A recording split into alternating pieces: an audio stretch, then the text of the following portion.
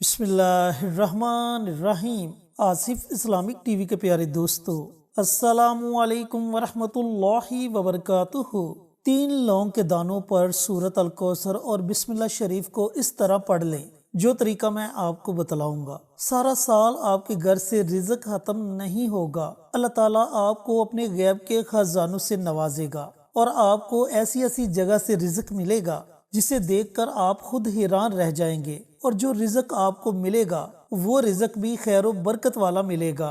اگر آپ کا کاروبار ہے تو اللہ تعالیٰ آپ کے کاروبار میں اتنی برکت ڈال دے گا کہ آپ کا کاروبار دن دگنی رات چگنی ترقی کرے گا۔ چاہے وہ آپ کی فیکٹری ہے یا آپ پھیری لگا کر اپنا کوئی سامان سیل کرتے ہیں، آپ کی دکان ہے یا اس کے علاوہ آپ کا اور کوئی کاروبار ہے، جیسا بھی آپ کا کاروبار ہوگا اللہ تعالیٰ اس میں برکت ڈال دے گا۔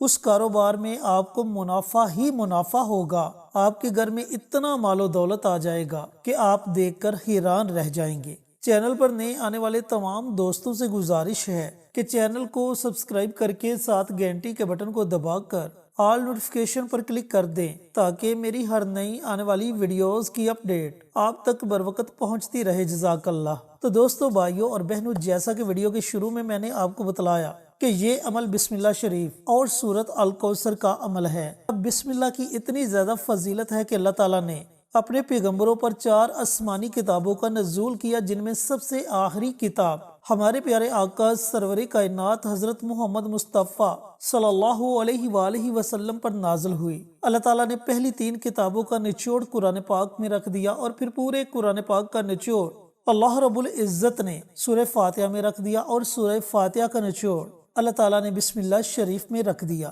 نبی کریم صلی اللہ علیہ وآلہ وسلم کا فرمان علی شان ہے کہ بسم اللہ میں اسم اعظم اتنی نزدیکی میں ہے کہ جتنی نزدیکی میں آنکھ کی سیاہی اور سفیدی ہے، اور فرمایا کہ اسم اعظم کے ذریعے مانگی گئی دعا کبھی بھی رد نہیں ہوتی۔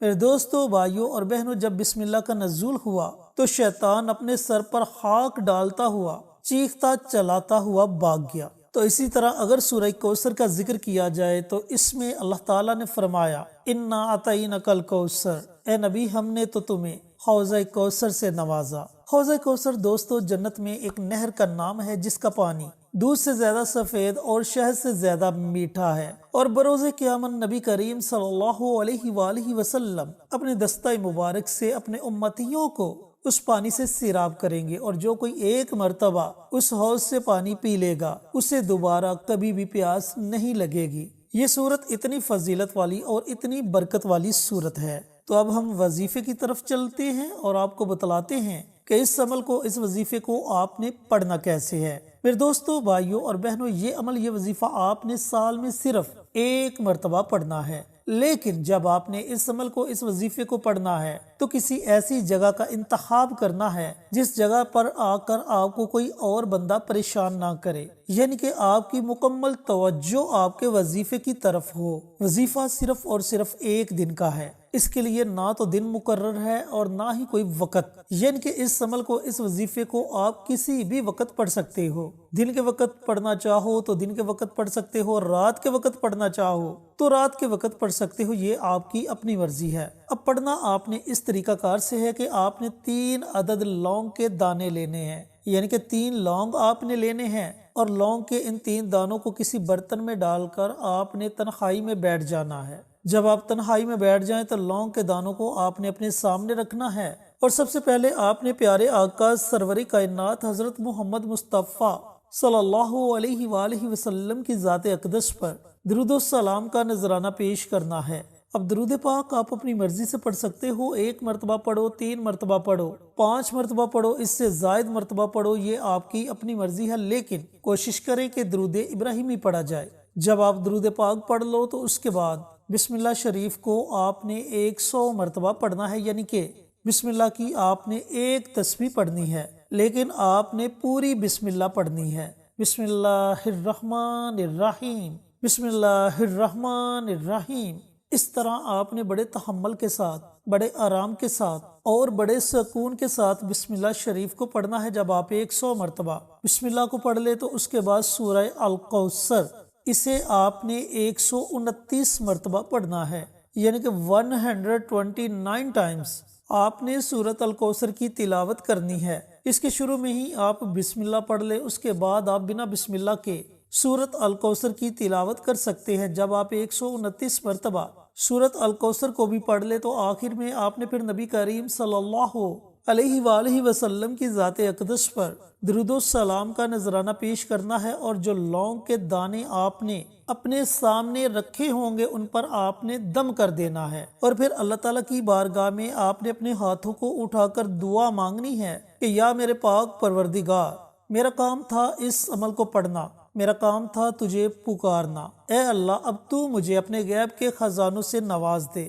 میرے گھر میں جو مختاجی ہے، میرے گھر میں جو تنگ دستی ہے، اے میرے مالک تو اپنی رحمت سے اس تنگ دستی کو، اس محتاجی کو دور فرما دے۔ اس طرح آپ نے اپنے الفاظ میں اللہ رب العزت کی بارگاہ میں دعا مانگنی ہے۔ اب جب آپ دعا مانگ لیں تو اس کے بعد جو 3 لونگ کے دانوں پر آپ نے دم کیا ہوگا ان میں سے لونگ کے ایک دانے کو آپ نے اپنے گھر میں کسی صاف جگہ، کسی محفوظ جگہ میں رکھ دینا ہے۔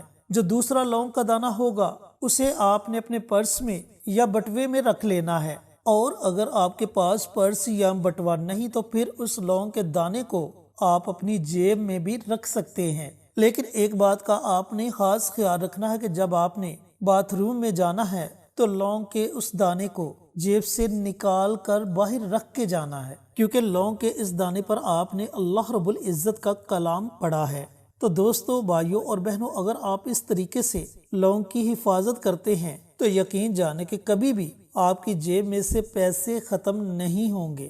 اب جو بچا تیسرا لونگ کا دانہ، اگر آپ کا کاروبار ہے، آپ کی فیکٹری ہے، یا آپ کہیں پھیری لگا کر اپنا سامان سیل کرتے ہیں، یا پھر آپ کی دکان ہے، یا اس کے علاوہ اور کوئی ایسا آپ کا کاروبار ہے، تو آپ نے لونگ کے تیسرے دانے کو اپنے کاروبار والی جگہ میں رکھ دینا ہے۔